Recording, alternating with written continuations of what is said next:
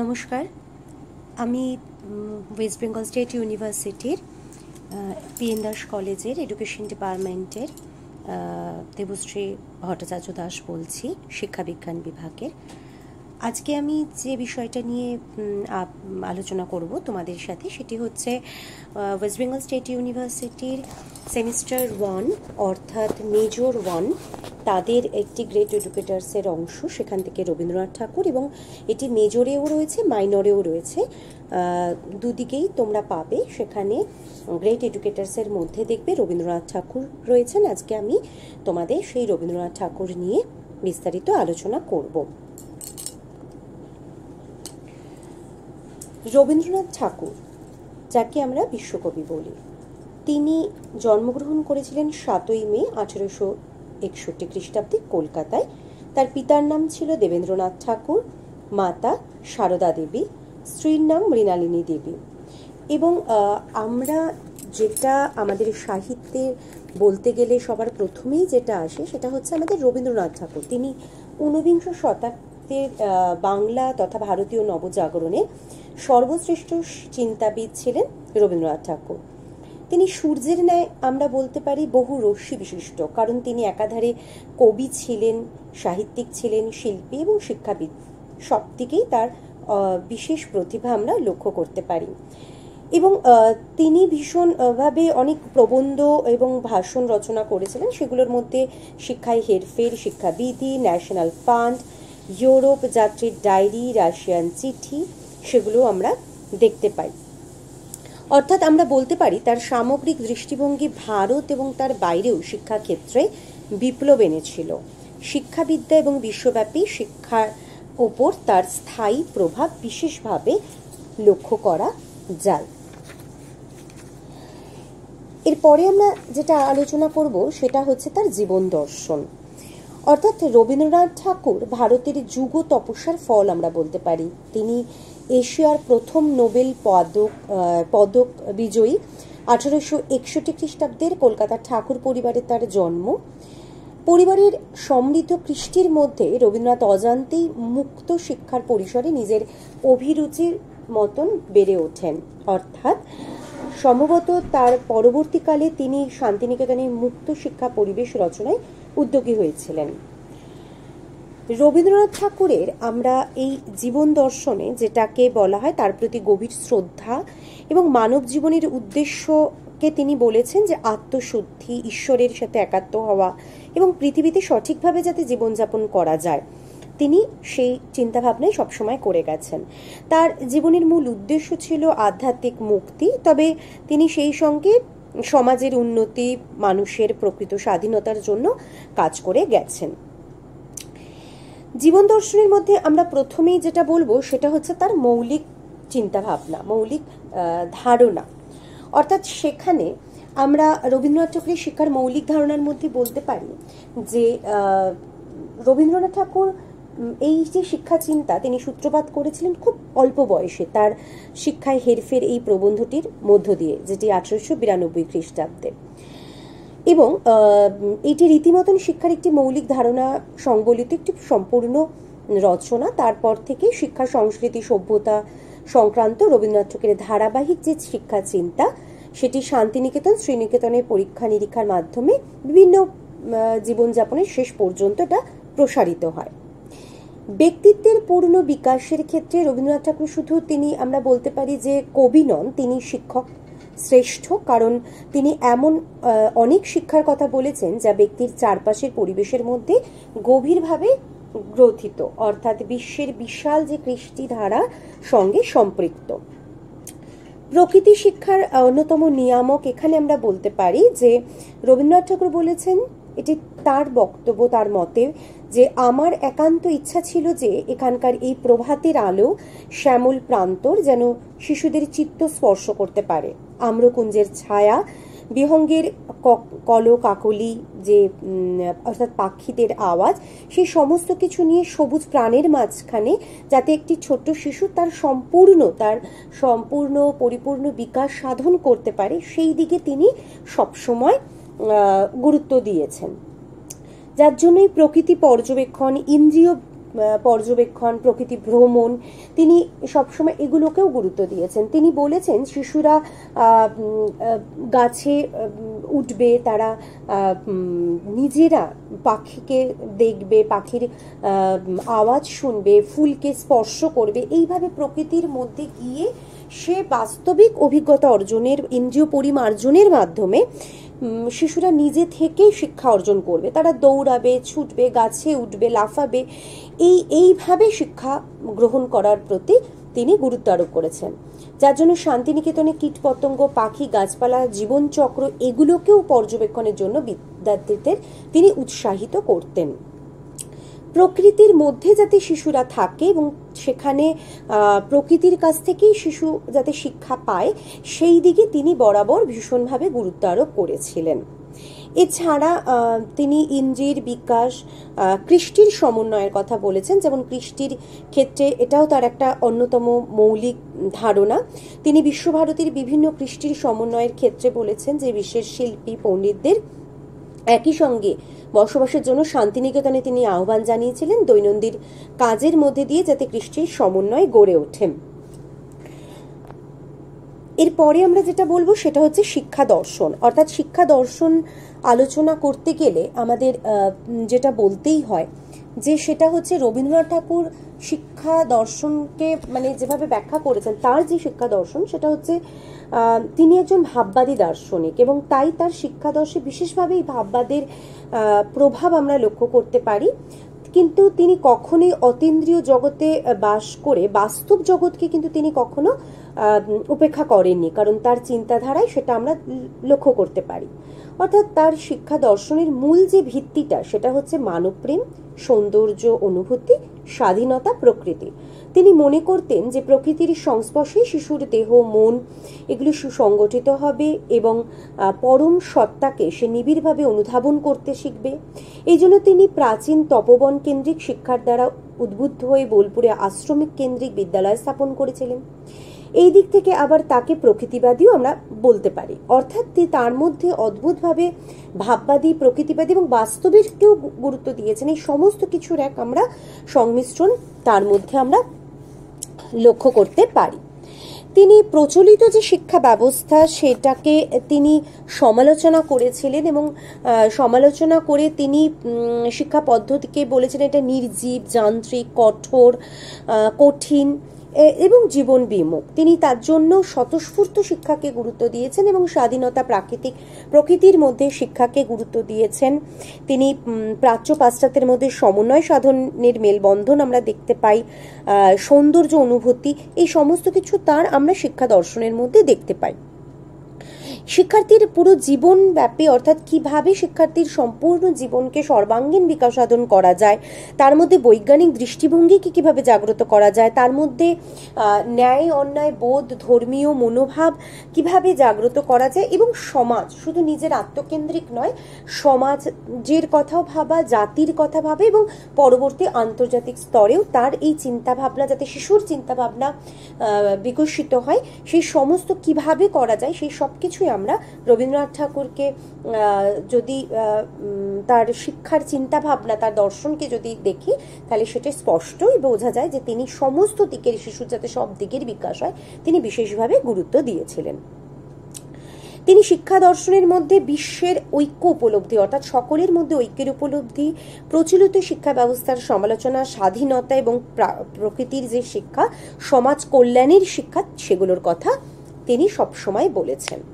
মৌলিক ধারণার মধ্যে আমরা বলতে পারি যে ব্যক্তিত্বের পরিপূর্ণ বিকাশ সাধন অর্থাৎ শিক্ষার্থী শিক্ষা লাভকালীন তার পরিপূর্ণ স্বাধীনতা লাভের ব্যবস্থা, তার সম্পূর্ণ অন্তর্নিহিত যে সত্তাটা সে নিজে নিয়ে জন্মগ্রহণ করেছে সেটার যাতে বিকাশ সাধন হয় এবং প্রকৃতির মধ্যে যাতে সে বড় হয়ে ওঠে, ইন্দ্রিয় পরিমার্জন, শহর থেকে দূরে প্রকৃতির কোলে যাতে শিক্ষার্থীরা শিক্ষা লাভ করতে পারে এবং তাদের ভাষাটা যেন যেন মাতৃভাষা হয়, কারণ প্রত্যেকের কাছে তার মাতৃভাষাটা মাতৃদুগ্ধ সম, তাহলে সেই জায়গা থেকে যেন তারা শিক্ষা গ্রহণ করতে পারে। সৃজনশীলতার বিকাশের জন্য শিশুর আত্মবিকাশের পর্যাপ্ত যাতে সুযোগ থাকে। জাতীয় শিক্ষার ভিত্তি যেন কখনো বিদেশি শিক্ষা না হয়ে যায়, জাতীয় শিক্ষা যেন জাতীয় জীবনের সাথে যুক্ত থাকে। প্রকৃতির পরিবেশে শিক্ষার্থীর সামাজিক বিকাশ যাতে হয়, এইগুলোর প্রতি তিনি ভীষণভাবে গুরুত্ব দিয়েছিলেন। এবং এর সাথে সাথে শিশুর সুসংহত বিকাশ, সে ব্যাপারে শিক্ষা মানে উদ্যোগী ভূমিকা নেবে। ভারতীয় শিশুদের ভারতীয় শিক্ষা দিতে হবে, পাঠ্যক্রমের মধ্যে গুরুত্ব দেখতে হবে, সক্রিয়তার মাধ্যমে যাতে তারা শিক্ষা গ্রহণ করতে পারে সেই দিকেও নজর দেওয়ার কথা তিনি বলেছেন। রবীন্দ্রনাথ ঠাকুরের মতে শিক্ষার লক্ষ্যর মতে দৈহিক বিকাশ, মানসিক, নৈতিক, আধ্যাত্মিক, অর্থাৎ দৈহিক বিকাশ মানে ভীষণভাবে তিনি গুরুত্ব দিয়েছেন, কারণ তিনি বলেছিলেন মানে তার মতে যে সুস্থ শরীরে সুস্থ মনের বাস, তাই তিনি শিক্ষার দৈহিক বিকাশের প্রতি ভীষণভাবে গুরুত্ব দিয়েছেন যে একটি শিশু যদি আগে দৈহিক দিক থেকে সুস্থ থাকে তবে তার মানসিক দিক থেকে সে স্থির থাকবেন এবং তবেই সে নতুন করে নতুন কিছু গ্রহণ করতে পারবে।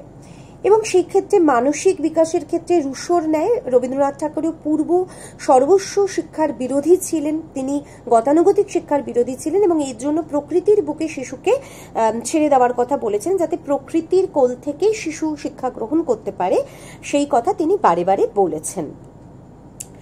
অর্থাৎ একটা ছোট্ট এক্ষেত্রে তোমাদের একটা গল্প বলি যে একবার এরকম শান্তিনিকেতনে পড়াশোনা চলানোকালীন যখন ছোট বাচ্চারা এরকম প্রকৃতির মধ্যে শিক্ষা গ্রহণ করছে, তো তারা ছোটাছুটি করছে, খেলাধুলা করছে, শিক্ষক মশাই খুব অসুবিধা হচ্ছে। তা তিনি রবীন্দ্রনাথ ঠাকুরের কাছে গিয়ে যখন সেই শিশুদের বিরুদ্ধে বললেন যে আপনি এরকম একটা সিস্টেমে আমার খুব অসুবিধা হচ্ছে, আমি কিভাবে তাদেরকে পড়াবো, কারণ তাদেরকে কিছু বললে তারা গাছে চড়ে বসছে, ওখানে লাফ দিয়ে উঠছে, এটা খুব সমস্যার সম্মুখীন হচ্ছে। তো রবীন্দ্রনাথ ঠাকুর সেখানে খুব সুন্দর একটা উপমা দিয়েছিলেন, তিনি বলেছিলেন যে ওদের বয়সে ওরা গাছে উঠবে, চড়বে, লাফাবে, পড়বে, প্রকৃতি ওকে শিক্ষা দেবে, তুমি ওদের বাধা দিও না এবং ওকে ওদের মতন করে শিক্ষা দিতে দাও। প্রকৃতি থেকেই ও যখন শিক্ষা পাবে যে ওইভাবে গাছে উঠলে ব্যথা পায় পড়ে গেলে, তো দ্বিতীয় দিন ওই নিজে সচেতন হবে এবং আরও পাশের বন্ধুদেরকে সচেতন করবে। অর্থাৎ কত সুন্দরভাবে তিনি ব্যাখ্যা করেছেন যে তাকে জোর করে, কারণ ছোট্ট শিশু তাকে জোর করে কিছু করাতে গেলে সেটা হিতে বিপরীত হবে, তাকে তার মতন করে শিক্ষা গ্রহণের কথাই তিনি বারবার করে বলেছেন, উৎসাহিত করেছেন। এবং নৈতিকতার বিকাশ, অর্থাৎ ভাববাদী দার্শনিক হিসেবে রবীন্দ্রনাথ ঠাকুর যে লক্ষ্য অর্থাৎ সেই পরম ব্রহ্ম সেটার উপাসনার কথাও বলেছেন এবং নৈতিক আধ্যাত্মিক বিকাশের কথা বলেছেন। সুপ্ত সম্ভাবনার বিকাশের কথা বলেছেন, যে সম্ভাবনা শিশু নিয়ে জন্মগ্রহণ করেন সেটি যেন প্রকৃতির মধ্যে এসে তার সেই ভেতরকার ক্ষমতাটা, সম্ভাবনাটার যাতে বিকাশ হয় সেই দিকে তিনি গুরুত্ব দেওয়ার কথা বলেছেন। অর্থাৎ নৈতিক, আধ্যাত্মিক, আত্মশৃঙ্খল, ধৈর্য সহ সমস্ত দিকের বিকাশ যাতে হয় সেদিকে গুরুত্ব দিয়েছেন। এবং আন্তর্জাতিক মনোভাব, অর্থাৎ শিশুর শিক্ষার লক্ষ্য হওয়া উচিত আন্তর্জাতিক মনোভাবেরও বিকাশ, কারণ তার মতে ব্যক্তির বিকাশ সঠিকভাবে সম্পন্ন হলে তার মধ্যে আন্তর্জাতিকতার মনোভাব যদি বিকাশ হয় শিক্ষার দ্বারাই এটা সম্ভব হবে। এছাড়া শিক্ষার চরম লক্ষ্য এবং নিম্নতর লক্ষ্য দুটো ভাগে ভাগ আমরা বলতেই পারি। যেমন তিনি চরম লক্ষ্য হিসেবে বলেছে মনুষ্যত্ব লাভ, সেটা সবার প্রথম হবে আত্মলাভ, আত্মপ্রকাশ, সৃজনশীলতা এবং স্বাধীনতা। আর নিম্নতর লক্ষ্য হিসেবে আমরা বলতে পারি যে জৈব অস্তিত্বকে রক্ষা করা, জীবিকার জন্য যেটা কাজকর্ম করতে হবে এবং বেঁচে থাকতে হবে, এবং তার জন্য কিন্তু চিন্তা ভাবনা করেছেন তিনি, তার জন্য শ্রীনিকেতন স্থাপন করেছিলেন। এরপরে আমরা চলে আসব পাঠ্যক্রমে। অর্থাৎ পাঠ্যক্রমের মধ্যে আমরা যেটা বলতে পারি যে তিনি পাঠ্যক্রম ভিত্তিক কাজকে দুটো ভাগে ভাগ করেছিলেন। সেখানে হচ্ছে একটা ভাষা, সাহিত্য, ইতিহাস, ভূগোল, এই সমস্ত কিছু তার মধ্যে অংশ গ্রহণ করবে বা সেগুলো গুরুত্ব পাবে, এবং আরেকটি হচ্ছে সহপাঠ্যক্রমিক, অর্থাৎ তিনি এটার প্রতিও ভীষণভাবে গুরুত্ব দিয়েছিলেন।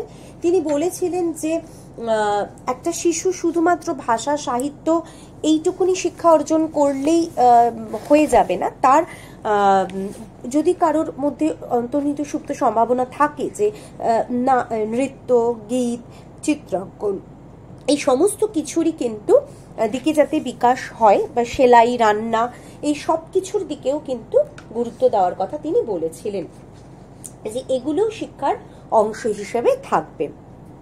পাঠ্যক্রমের সীমানা নির্দিষ্ট কিন্তু সীমাবদ্ধ, মানে পাঠ্যক্রম আবদ্ধ নয়।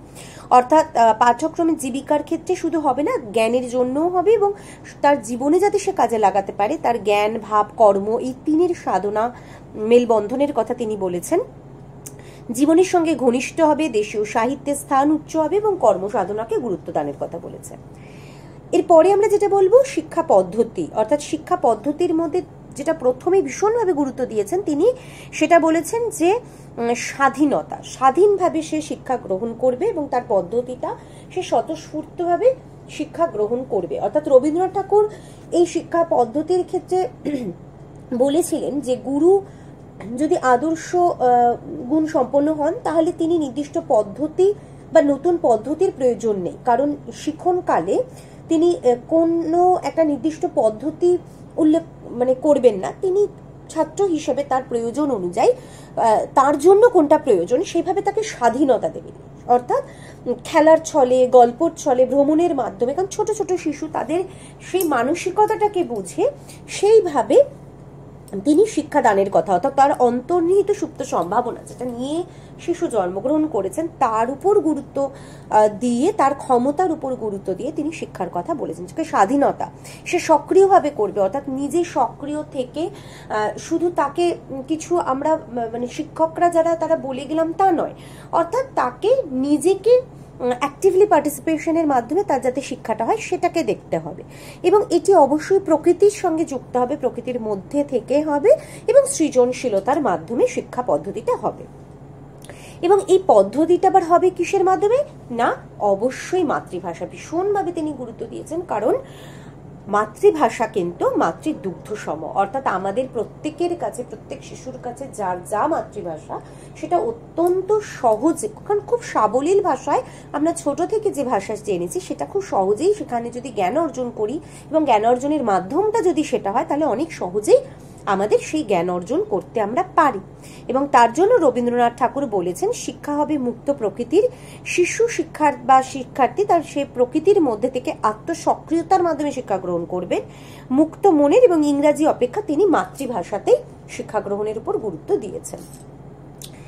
এবার যেটা আমরা চলে আসবো সেটা হচ্ছে শিক্ষকের ভূমিকা, অর্থাৎ শিক্ষকের গুণাবলী নির্বাচন, তার আচরণ নির্ধারণ, শিক্ষক শিক্ষার্থীর সম্পর্কে সবকিছুর মধ্যে তিনি শিক্ষককে বলেছেন যে আত্মত্যাগ এবং আত্মসংযমের দ্বারা খুব ধৈর্যশীল হতে হবে শিক্ষককে, যাতে শিক্ষার্থীদের কে ধৈর্য সহকারে তার সুবিধা অসুবিধা বুঝে তাকে শিক্ষাদানের দিকে এগিয়ে যেতে পারেন। কখনো কোনো নেতিবাচক মানসিকতা রাখবেন না শিক্ষক, যে শিশুদের এটা হচ্ছে না, এটা সম্ভব না। তাকে অবশ্যই সবসময় ইতিবাচক মানসিকতার হতে হবে, যাতে সেইটা তিনি যদি ইতিবাচক হন তবে শিশুদের মধ্যেও ইতিবাচক দৃষ্টিভঙ্গি গড়ে তোলা সম্ভব হবে। গুরু শিষ্য সম্পর্ক তিনি বলেছেন আধ্যাত্মিক হওয়া উচিত, শিশুকে তার সুপ্ত সম্ভাবনার বিকাশে সহায়তা করে থাকবেন প্রকৃতির কোলে এবং আত্মপ্রকাশের মাধ্যমে, যাতে বিকাশ সাধন করতে পারে সেই দিকে শিক্ষককে গুরুত্ব দেওয়ার কথা বলেছেন, বা শিক্ষকের ভূমিকা সেক্ষেত্রে বলেছেন।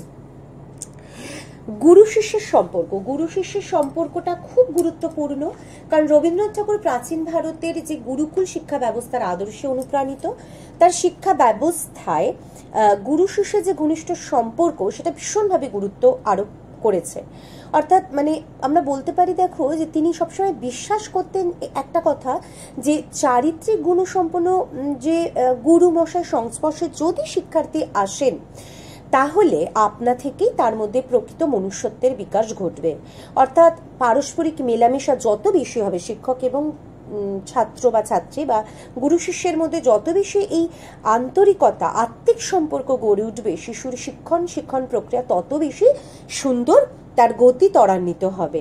অর্থাৎ এই পারস্পরিক আত্মীয়তা বোধের উপর ভীষণভাবে তিনি গুরুত্ব দিয়েছেন, যাতে গুরু শিষ্যের সম্পর্ক মধুর আনন্দময় পরিবেশ সৃষ্টি করবে, এবং পাঠদানের ক্ষেত্রে শিশু স্বতঃস্ফূর্তভাবে শিক্ষকের কাছ থেকে পাঠ গ্রহণ করবে এবং শিশুকে অনুপ্রাণিত করবেন।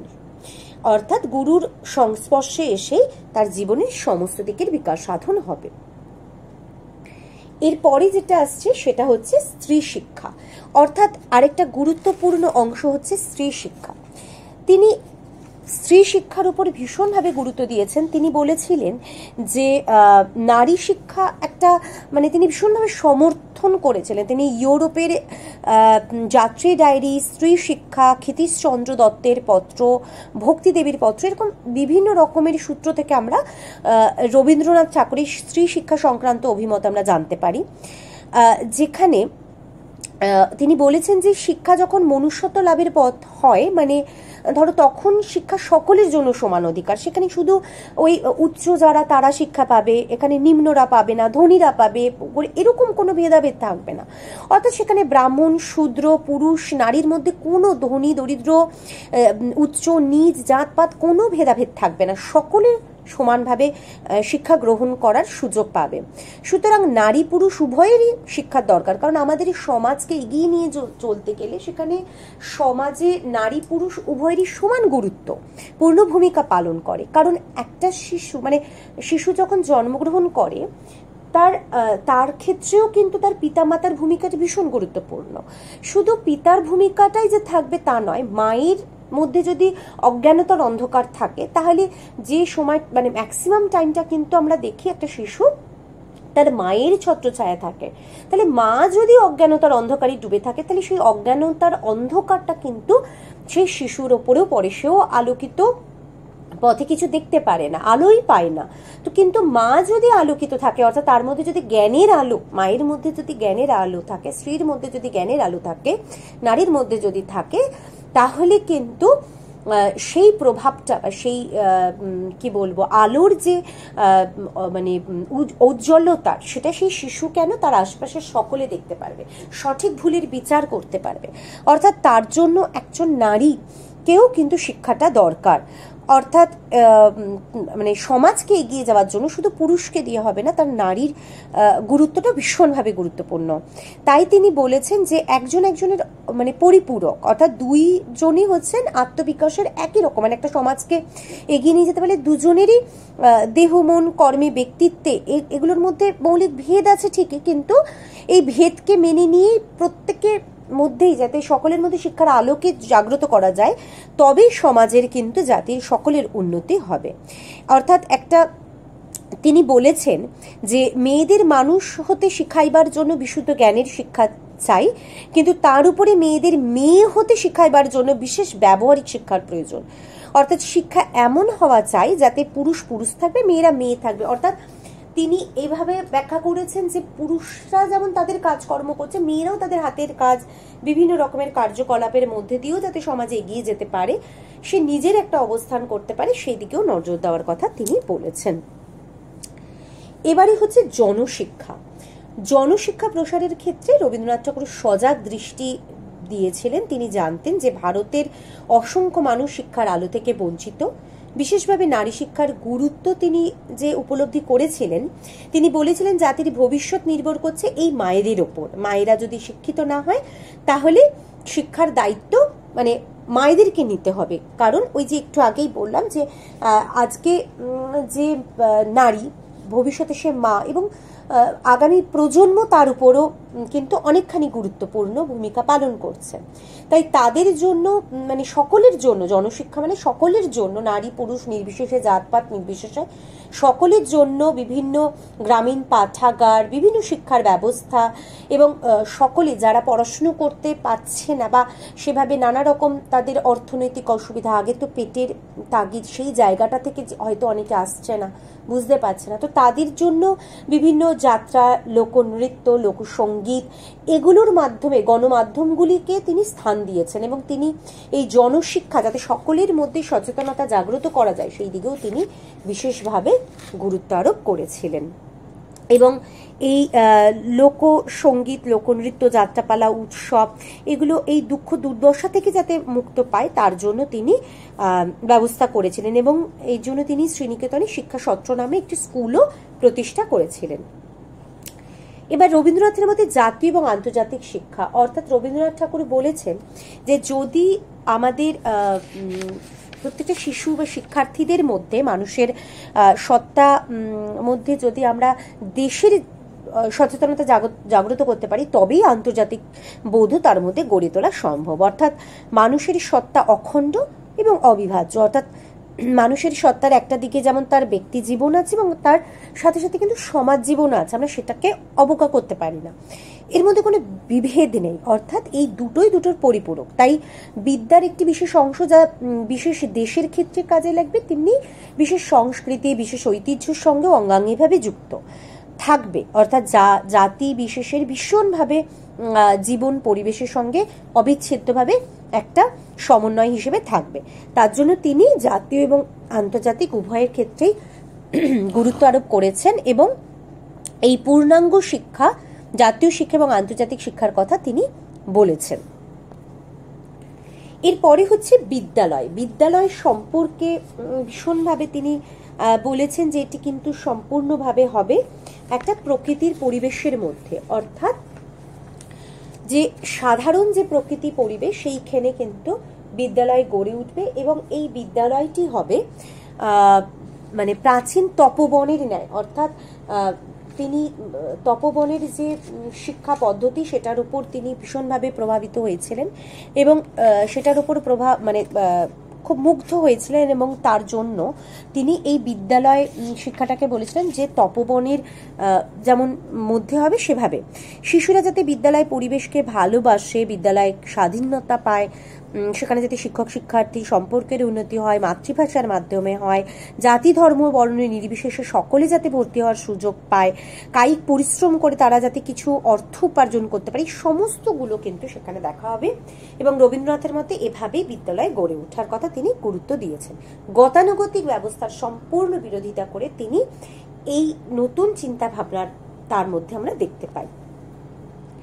এরপরে হচ্ছে শান্তিনিকেতন, যেটি স্থাপিত হয়েছিল 1901-এ। শান্তিনিকেতন বা আশ্রমিক শিক্ষা, সেটা প্রকৃতিবাদী যেহেতু দার্শনিক রবীন্দ্রনাথ ঠাকুর, তার চিন্তার মধ্যে শান্তিনিকেতন অর্থাৎ এই তপবনের যে প্রভাব আমি বললাম সেটা কিন্তু ভীষণভাবে আমরা লক্ষ্য করি এবং যার জন্য তিনি শান্তিনিকেতনে প্রকৃতির মধ্যে স্থাপন করেছিলেন বিদ্যালয়। প্রকৃতির মাঝে শিক্ষাদানের কথা বলেছিলেন, গ্রামীণ উন্নয়নের কথা বলেছিলেন, সেখানে হস্তশিল্পের মাধ্যমে যাতে শিক্ষার্থীরা শিক্ষা গ্রহণ করতে পারে, স্বাধীনতা থাকবে সেই শিক্ষার মধ্যে, আন্তরিক সম্পর্ক থাকবে, শিক্ষার মধ্যে ঐক্য থাকবে, কৃষ্টি সমন্বয় থাকবে, মাতৃভাষার মাধ্যমে হবে, সরল জীবনযাপন থাকবে, শিল্পের পল্লীর উন্নয়ন, কর্মকেন্দ্রিক শিক্ষা, বৈষম্যহীন শিক্ষা, অর্থাৎ কাউকে প্রায়োরিটি কাউকে নয় এরকম থাকবে না, প্রাচ্য পাশ্চাত্যের সমন্বয়, এইগুলো শান্তিনিকেতনের বৈশিষ্ট্যের মধ্যে আমরা বলতে পারি। শ্রীনিকেতন কি? অর্থাৎ শ্রীনিকেতন হচ্ছে আমাদের যে বিশ্বভারতী যে বিশ্ববিদ্যালয়, সেটি যেটা বললাম শান্তিনিকেতন পরবর্তী সময় সেটি তৈরি হয়েছিল, স্থাপন হয়েছিল 1921 খ্রিস্টাব্দে। রবীন্দ্রনাথ ঠাকুর বিশ্বভারতী বিশ্ববিদ্যালয় প্রতিষ্ঠা করেছিলেন এবং এটি 1951 খ্রিস্টাব্দে এটি কিন্তু কেন্দ্রীয় বিশ্ববিদ্যালয়ের মর্যাদাও পায়। এই রবীন্দ্রনাথ ঠাকুরের দেশে বিদেশে প্রচুর ছাত্রছাত্রী এই বিশ্ববিদ্যালয়ে পড়াশোনা করতে আসতেন এবং এই বিশ্ববিদ্যালয়ের স্বনামধন্য প্রাক্তনীদের মধ্যে বিশেষভাবে উল্লেখযোগ্য নোবেল জয়ী অর্থনীতিবিদ অমর্ত্য সেন, অস্কার বিজয়ী চিত্র পরিচালক সত্যজিৎ রায়, ভারতের প্রাক্তন প্রধানমন্ত্রী ইন্দিরা গান্ধী প্রমুখের নাম আমরা বলতে পারি। এর উদ্দেশ্য কি ছিল না, এটি শান্তিনিকেতনের সুরুল গ্রামে অবস্থিত ছিল এবং পল্লী জীবনের উন্নয়ন, ভীষণভাবে হস্তশিল্পের দ্বারা মানুষের মধ্যে যাতে শিক্ষা দেওয়া যায় সেই দিকে এটা গুরুত্ব দেওয়া হতো এখানে এবং ব্যবহারিক শিক্ষা উপার্জনক্ষম করে গড়ে তোলা, কৃষিকাজ, স্বাস্থ্য রক্ষা কর্মসূচি, এই সমস্ত কিছু এখানে দেখা হতো। অর্থাৎ সত্যের বিভিন্ন দৃষ্টিভঙ্গি উপলব্ধির মাধ্যমে উদ্দেশ্যে মানব মনে অনুসন্ধানে এই বিশ্বভারতীর মূল উদ্দেশ্য ছিল। প্রাচ্যের অন্তর্নিহিত ঐক্যের উপর ভিত্তি করে কৃষ্টির মধ্যে আন্তরিক সম্পর্ক গড়ে তোলার ক্ষেত্রেও আমরা দেখতে পাই এবং এখানে সাম্য, সরল জীবনযাপন, অবাধ স্বাধীনতা, গৃহ পরিবেশ, সহজ পাঠ, শিল্প শিক্ষা, পল্লী উন্নয়ন, ভাষা শিক্ষা, বয়স্কদের শিক্ষা, এই সব কিছু কিন্তু আমরা এই শ্রীনিকেতনে দেখতে পারি। এরপরে হচ্ছে বিশ্বভারতীর কথা আমি অলরেডি বলেই দিলাম, যে সেটি যেটা গড়ে উঠেছিল, সেখানে শিশু ভবন, পাঠ, সেখানে প্রাথমিক বিদ্যালয় ছিল, পাঠ ভবনে মাধ্যমিক, শিক্ষা ভবনে উচ্চ মাধ্যমিক শিক্ষা সত্র, যেটা গ্রামীণ বিদ্যালয়, বিদ্যা ভবন, স্নাতক স্নাতকোত্তর বিদ্যালয়, বিনয় ভবন, শিক্ষক শিক্ষণ মহাবিদ্যালয়, কলা ভবন, সেখানে শিল্প চারুচর্চা হয়, সঙ্গীত ভবন, সঙ্গীত নৃত্য মহাবিদ্যালয়, শ্রীনিকেতনে পল্লী উন্নয়ন শিক্ষা শিল্প সদন, চীনা ভবন, ইন্দিরা ভবন, এগুলো বিভিন্ন এখানে হিন্দি ভবন সব কিছু এখানে আমাদের দেখতে পাওয়া যায়। পঠন পাঠনের এখানে ব্যবস্থা রয়েছে। এই বিশ্বভারতীর মধ্যে আমরা যেটা বলতে পারি, সেখানে যেটা রয়েছে যে সাম্য, অর্থাৎ জাতি ধর্মের পার্থক্য এখানে দেখা যায় না। এখানে ছেলেমেয়েরা একসাথে পড়াশোনা করে, সরল জীবনযাপন করে, অর্থাৎ উচ্চ চিন্তা এবং সরল জীবনযাপন বিশ্বভারতীর শিক্ষা পদ্ধতির অন্যতম একটা বৈশিষ্ট্য। অর্থাৎ ঘর বাড়ি পরিষ্কার করা, বাগান পরিচর্যা, পোশাক পরিচ্ছদ পরিষ্কার করা, বাসন ধোয়া, এগুলো এই মানে তারা শ্রমের প্রতি যাতে মর্যাদাশীল হয় এবং আত্মনির্ভরতা শেখে তার জন্য করানো হয়। অবাধ স্বাধীনতা দেওয়ার কথা, তারা ইচ্ছা মতন ঘুরে বেড়াতে, খেলাধুলা করা করতে পারে সেদিকে দেখা। গৃহ পরিবেশ, অর্থাৎ শিক্ষক শিক্ষার্থীর মধ্যে সম্পর্ক একান্ত মধুর হওয়ার ফলে বিদ্যালয়ে কখনো শৃঙ্খলার অভাব দেখা যায় না। সহজ পাঠ, অর্থাৎ সমস্ত ঋতু উৎসবগুলো, খেলাধুলা, অভিনয়, নৃত্য, সঙ্গীত, চিত্রাঙ্কন, এগুলোর ব্যবস্থা আছে। ভারতীয় কৃষ্টি আধ্যাত্মিকতার গুরুত্ব, মাতৃভাষার মাধ্যমে পল্লী উন্নয়ন, ভাষা শিক্ষা, এই সব কিছু আমরা এখানে বিশ্বভারতীতে দেখতে পাই। শিক্ষাক্ষেত্রে রবীন্দ্রনাথ ঠাকুরের অবদান কি? অর্থাৎ মুক্তির কথা বলেছেন তিনি, শিক্ষা হবে স্বাধীনভাবে মুক্ত পথে, সৃষ্টি ধর্মী আত্মপ্রকাশের মাধ্যমে মানুষ ও প্রকৃতির মিলন হবে, তপবন ভিত্তিক আশ্রমিক শিক্ষা সৌভ্রাতৃত্ব বিশ্বভ্রাতৃত্বের পীঠস্থান, ঐতিহ্যের মেলবন্ধন এবং প্রাচ্য পাশ্চাত্যের মিলন ক্ষেত্র। আমি কিছু প্রশ্ন দিয়ে দিয়েছি, এই ছিল তোমাদের রবীন্দ্রনাথ ঠাকুরের শিক্ষা। এছাড়াও আছে ব্যবহারিক শিক্ষার কথাতে আমি বলেছি কিছুটা, কর্মমুখী করে তোলার কথা, এবং আমরা বলতে পারি যে রবীন্দ্রনাথ ঠাকুরের শিক্ষার চেতনায় মননশীল শিক্ষার সঙ্গে যে সেবা ধর্ম, বৃত্তিমূলক এবং গঠনমূলক কর্ম, সেই সমস্ত কিছু আমরা এখানে দেখতে পাই। তো তার বিংশ শতাব্দীর প্রারম্ভে রবীন্দ্রনাথ ঠাকুরের শান্তিনিকেতনে এবং শ্রীনিকেতনে যে সাধারণধর্মী শিক্ষার সাথে যে ধরনের কর্মভিত্তিক শিক্ষার প্রবর্তন করেছিলেন, সেই শিক্ষা কিন্তু একবিংশ শতাব্দীর প্রারম্ভে সমভাবে যে সমমর্যাদায় কিন্তু টিকে আছে। অর্থাৎ সেই শিক্ষার প্রাসঙ্গিকতা একটু আজ অব্দিও হ্রাস পায়নি, তবে তার প্রকৃতি কিছুটা বদলে গেছে ঠিকই, কিন্তু চিন্তা ভাবনায় কর্মে তিনি ছিলেন যুগশ্রেষ্ঠ, এ কথা কিন্তু আমরা কখনোই অস্বীকার করতে পারি না। আমি এই রবীন্দ্রনাথ ঠাকুরের ওপরে তোমাদের মেজর মাইনর দুদিকেই কি ধরনের প্রশ্ন আসতে পারে তার কিছু মডেল কোশ্চেন আমি দিয়ে দিয়েছি, তোমরা এটি ভালো করে বুঝে নিয়ে তারপরে এই প্রশ্নগুলো তোমরা নিজেরা চর্চা করতে পারো। আমি এখানে কিছু উৎস লিখে দিয়েছি, যে উৎস থেকে নিয়ে আমি এটি তৈরি করেছি, এবং এখান থেকেও তোমরা এই সম্পর্কে আরও ডিটেলসে পেয়ে যাবে যদি তোমরা চাও এগুলো দেখতে পারো। ধন্যবাদ। আমি এইটুকুনি তোমাদেরকে আজকে বোঝালাম। যদি এরপরে আবার কোনো স্লাইড নিয়ে আসি তখন তোমাদেরকে সেই বিষয়ে আমি আবার সবিস্তারে বলব।